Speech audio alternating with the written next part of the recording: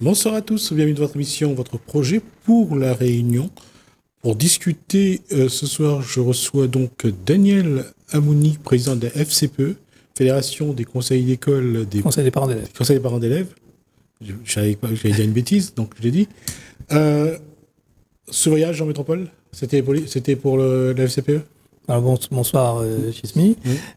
Oui, les déplacements se font principalement pour la FCPE, puisque bon, nous avons 3 fois dans l'année une réunion avec l'ensemble des présidents des départements de toute la France pour travailler donc sur des thématiques, pour travailler sur des sujets donc qui concernent bien évidemment l'école et donc mettre en commun aussi à la fois les difficultés mais aussi les expériences que l'on vit sur nos différents territoires. D'accord. Avant de revenir à ça, je vais juste poser une question. Là, on est maintenant à 2 mois de Garance, à peu près, je pense. Oui. Enfin, 1 mois et demi, on va dire, de Garance. Les choses sont rentrées dans l'ordre ou bien il y a encore des écoles qui sont en souffrance, qui doivent encore attendre des réparations? Alors, on va dire que les choses sont plus ou moins rentrées dans l'ordre, mais il y a encore sur Saint-Benoît, si je ne me trompe pas, 2 écoles qui ne sont pas encore entièrement ouvertes. À ma connaissance, on n'a pas encore eu de point avec la mairie là-dessus, mais voilà, c'est pas encore réglé pour tout le monde. On a eu le cas d'un collège, je crois, donc à Saint-Pierre. Des nouvelles ou pas?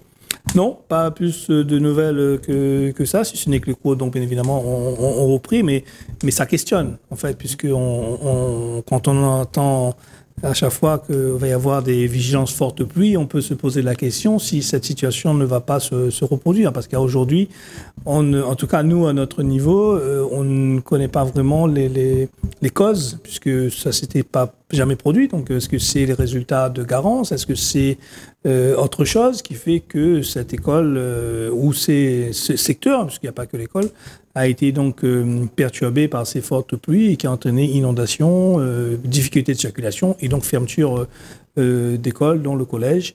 Et donc depuis, nous n'avons pas là aussi le retour de ce qui s'est réellement passé. Donc en fait, malheureusement, le département communique peu là-dessus et le rectorat également.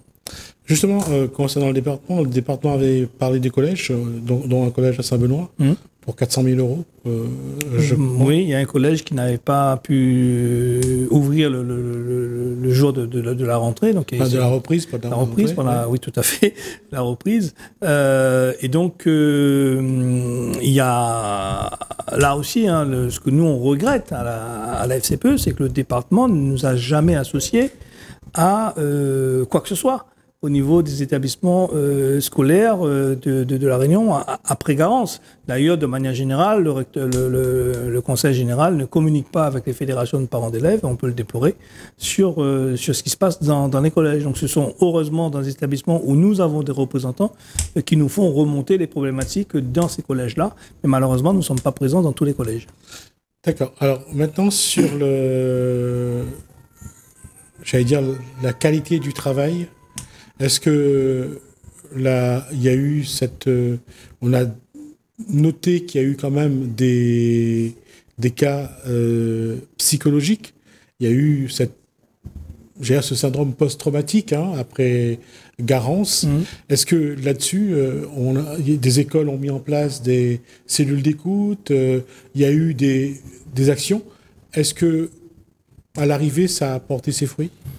Aujourd'hui, on ne peut pas dire on ne peut pas faire le bilan. Ce qu'on peut constater, c'est que nous avions demandé à ce qu'il y ait des cellules psychologiques qui soient mises en place dans l'ensemble des établissements. Ça n'a pas été le cas. On a préféré à cela des discussions, des échanges entre les enseignants et leurs élèves, ce qui n'est pas la même chose, puisque lorsque vous avez un problème, vous n'avez pas forcément envie de parler devant toute la classe. Vous n'avez pas forcément envie de parler avec l'enseignant et vous avez besoin d'être écouté par des spécialistes. Or, dans certains établissements, ils ont fait appel à des psychologues à certains endroits, mais ça n'a pas été quelque chose de généralisé, on peut le regretter. Nous, ce que l'on sait et ce qu'on a comme remontée de parents d'élèves, c'est que nous avons des élèves en fait, qui ne voulaient plus retourner à l'école parce qu'ils avaient peur. Et ça, malheureusement, ça n'a pas été traité comme il le fallait, puisque dans les élèves en question, ce sont dans des établissements où il n'y a pas eu de cellule psychologique. Et justement, à un moment donné, il y a eu une prise de conscience générale qu'il fallait mettre en place des cellules d'écoute, des cellules psychologiques, mais j'ai pas senti vraiment un travail de fond. Après, peut-être que c'était pas nécessaire non plus, hein. Je ne vais pas non plus jeter la pierre à qui que ce soit, mais je pense qu'après un tel événement, il y a eu quand même un peu de casse. Il y a eu des chocs psychologiques, et je ne pense pas qu'on a pris le... Mais là, je jette la pierre à personne, attention, hein, parce que les parents sont les premiers concernés. Je n'ai pas senti chez qui que ce soit le besoin de vraiment fouiller pour savoir s'il y a des traumatismes. Malheureusement, je pense que c'est des choses qu'on va s'en apercevoir au fil des mois ou des années, parce que souvent, ça met du temps. Si on ne le détecte pas de suite, ça peut prendre du temps et s'aggraver au fil des ans. Les parents, en fait, ils ont été démunis. Ils se sont retrouvés, pour beaucoup, sans toit, sans eau, sans électricité. Et on leur a demandé, il faut reprendre le chemin de l'école. Les enfants doivent reprendre le chemin de l'école. Bien évidemment, le parent, quel que soit le parent, il souhaite que son enfant puisse retourner le plus rapidement possible à l'école. Mais dans certains endroits, les conditions étaient quand même extrêmes. Et les élèves ont fait remonter à leurs parents qui ne voulaient pas aller à l'école. Et ça, je pense qu'aujourd'hui, ça n'a pas été suffisamment pris en compte, parce que aujourd'hui, on n'en mesure pas encore le nombre. Il n'y a pas eu de bilan, il n'y a pas eu de remontée, puisqu'on a noyé ça dans une discussion générale entre l'enseignant et ses élèves.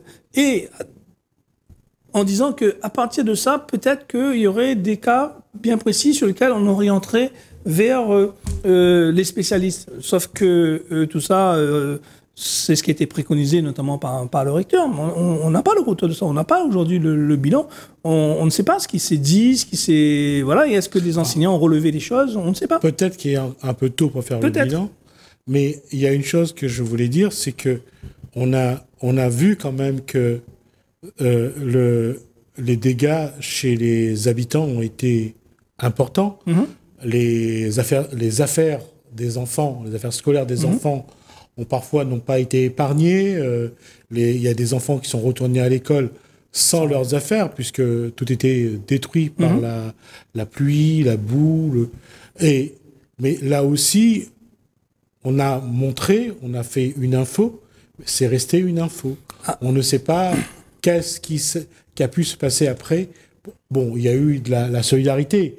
L'enfant a pu retourner à l'école avec un minimum, mais malgré tout, j'allais dire, le dégât psychologique, on n'en a pas parlé. Effectivement, il y a eu des mobilisations. Moi, je prends l'exemple d'une école sur Saint-Benoît, puisque nous avons des représentants de parents d'élèves de cet établissement qui se sont mobilisés pour pouvoir donc réunir des fonds pour pouvoir acheter des fournitures scolaires pour les élèves. Donc ce sont les parents en fait qui se sont pris en main. Ce sont des parents, en plus je peux en parler, puis ce sont des parents de la FCPE, de cette école qui a mis en œuvre cette solidarité.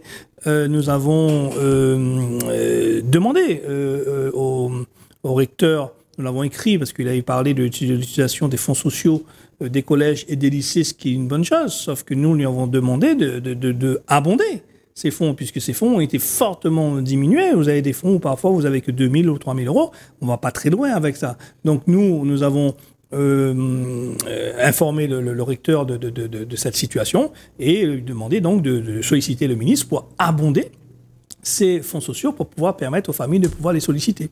Donc aujourd'hui, on ne sait pas si les parents les ont sollicités ou pas, puisque il faut se rendre dans les collèges, il faut dans les lycées, il faut faire des dossiers, il faut rencontrer les assistants sociaux, etc. Et donc là, on n'a pas aujourd'hui effectivement de retour par rapport à ça. Et en tout cas, nous avons fortement incité les familles à aller solliciter ces fonds. On a vu, par exemple, pour les CCAS dans chaque commune, qui ont été très sollicités, et je ne pense pas qu'ils aient pu répondre à tout le monde, mais il y a une réalité, c'est que ces petits besoins qui sont pour les familles et les enfants quelque chose d'énorme, là aussi, on voit que parfois, les réponses ont mis du temps. Parce que, d'abord, il y a une question de moyens, et quand il y avait les moyens, il fallait aussi aller chercher les effets scolaires. Tout à fait. Tout à fait. Donc, oui, après, chaque commune a son dispositif, aussi ses critères. Ses critères sociaux. Donc, ça... C'est pas les familles ont été logées à la même enseigne.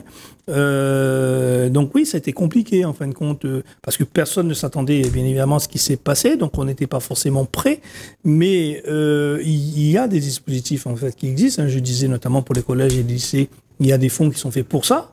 Et là, sans critères sociaux, puisque c'est en fonction de la situation de la famille, et ils n'ont rien à voir avec les revenus ou quoi que ce soit, mais on n'est pas sûr aujourd'hui que ces fonds ont été utilisés, en tout cas ont été sollicités par les familles, parce que souvent les familles ne sont pas non plus au courant que ces fonds existent. Voilà, ça c'est je crois le problème de la Réunion, c'est que l'information n'arrive pas aux intéressés, aux personnes surtout qui sont dans le plus grand besoin.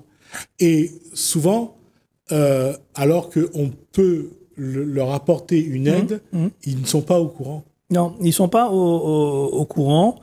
Et alors, en dehors de Garance en tant que tel, mais ces fonds ne sont pas souvent sollicités par des familles, parce que justement, il faut constituer un dossier, il faut aller rencontrer une assistante sociale ou un assistant social. Alors, il y a des freins, il y a des barrières. Ça, c'est un critère qui est, j'allais dire, incontournable. L'assistance sociale ou l'assistante sociale doit valider les faits, les éléments importants dans le dossier, et doit dire que si oui ou non la personne est éligible à telle aide ou à telle aide. Ça, c'est partout. Oui, mais au niveau des collèges, nous, parce que ça fait des années qu'on intervient là-dessus, ce que nous, on constate souvent, c'est que les parents, même s'ils sont dans le besoin, même s'ils sont éligibles, ils hésitent parce qu'ils ont peur aussi de savoir de ce qu'on va faire. Des informations que l'assistance sociale vient recueillir chez eux, au-delà du dossier, il y a toujours cette crainte de se dire on va être pointé du doigt, ou surtout on va peut-être me orienter vers d'autres choses, peut-être retirer mon enfant, etc. Donc il y a cette peur toujours de... En fait, il faut qu'on arrive à dédramatiser les choses, à expliquer aux parents qu'il n'y a pas à avoir peur, il ne doit pas craindre que ces fonds-là sont là pour ça et pour les accompagner et pour les aider. Mais et encore une fois, ces fonds ne sont pas réservés aux personnes les plus démunies. Vous pouvez avoir des personnes qui sont, on va dire, qui ne sont pas éligibles à des autres dispositifs, mais qui rencontrent une difficulté à un moment donné, parce qu'il y a un endettement, parce qu'il y a eu une perte d'emploi, plein de choses, et ils ont droit à ces aides-là aussi. Oui, ils ont cette aide-là parce que le contexte aussi de Garance, du cyclone Garance, c'était exceptionnel. J'allais dire que quand on a perdu sa maison, on a perdu le toit, on a Exactement.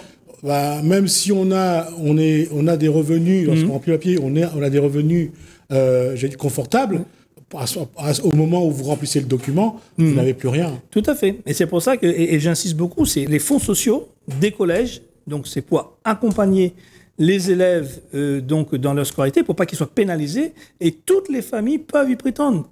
Il y a pas, le revenu n'est pas un critère dans le cadre de ces fonds sociaux-là. Bien sûr, on va regarder la situation globale, on va regarder tout ça, mais même en dehors de Garance, ces fonds-là sont faits pour accompagner les familles qui rencontrent une difficulté temporaire à un instant T, on va dire, et l'objectif, c'est que ça ne se répercute pas sur la scolarité du ou des enfants.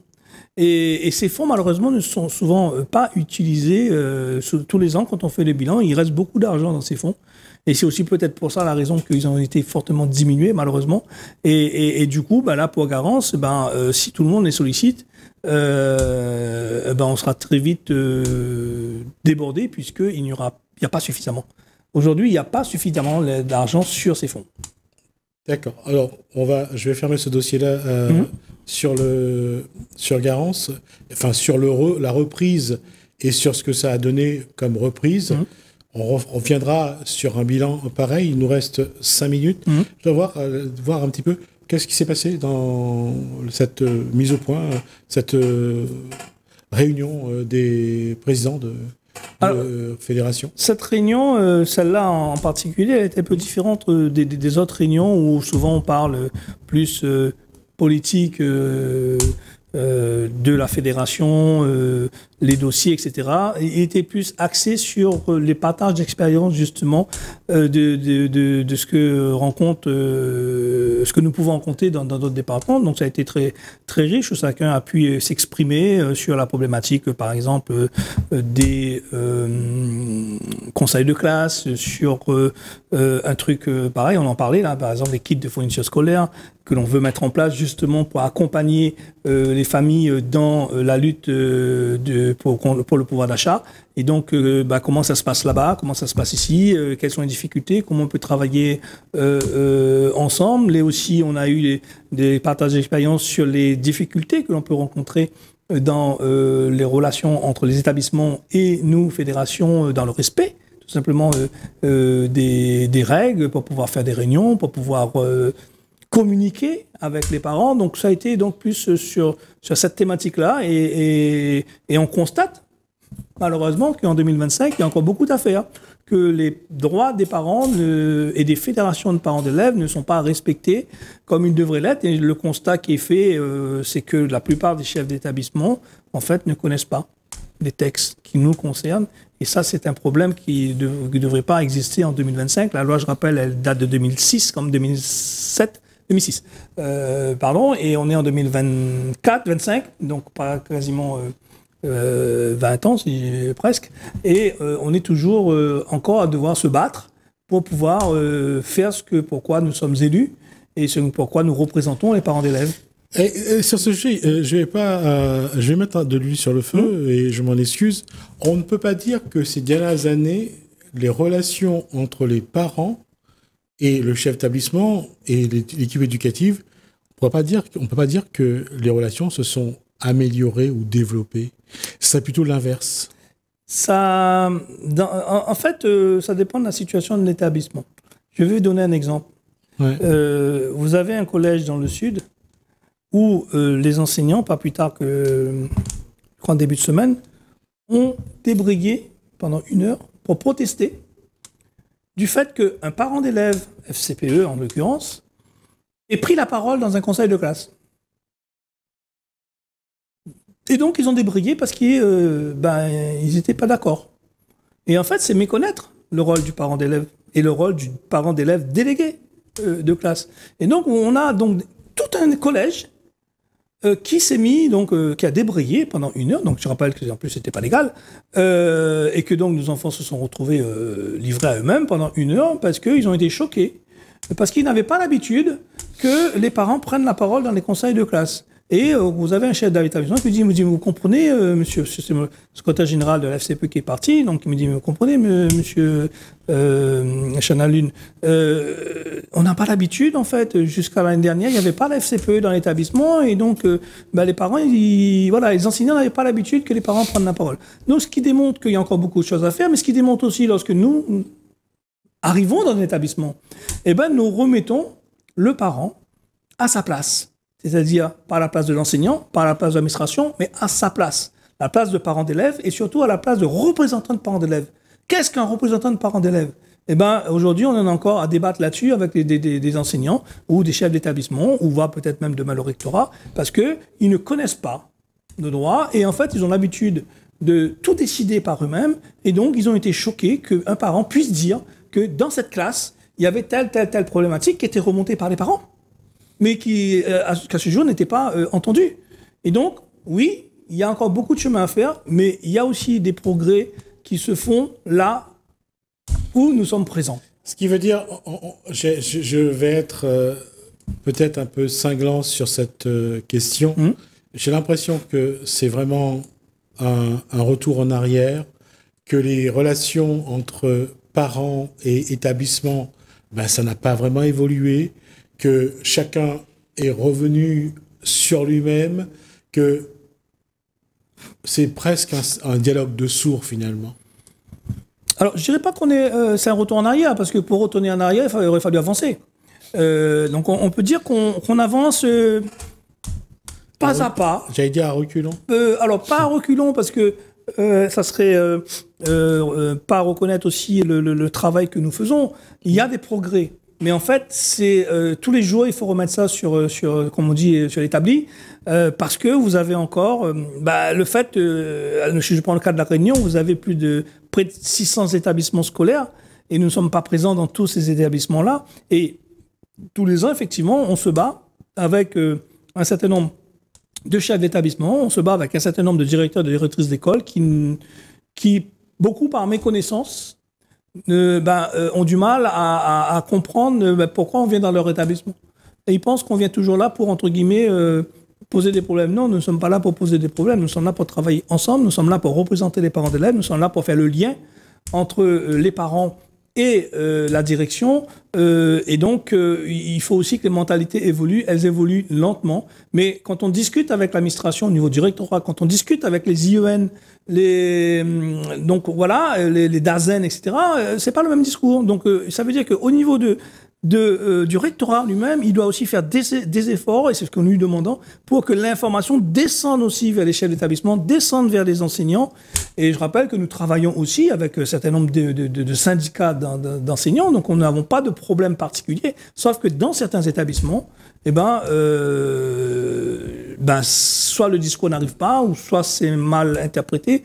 Il y a beaucoup de choses encore à faire à ce niveau-là, mais tous, y compris nous, on doit faire ces efforts pour que ce lien d'abord s'établisse et qu'ensuite, voilà, moi je prends le cas encore dans l'Est où nous travaillons avec une IEN, une inspectrice, donc qui nous ouvre aussi les établissements du premier degré et qui fait ce lien avec les directeurs et directrices d'école pour nous introduire quelque part. Et donc on ne peut pas dire qu'il n'y a rien qui avance, mais moi le premier, on aimerait que ça aille beaucoup plus vite. Merci, Daniel Amoni. Vous êtes président Merci. de la FCPE. On refera un point dans quelques temps pour voir un petit peu l'après-garance et voir aussi si ça s'améliore dans les relations. Merci à vous. Merci. Merci à vous de nous avoir suivis. Merci Hélène, merci François. Je vous dis à bientôt.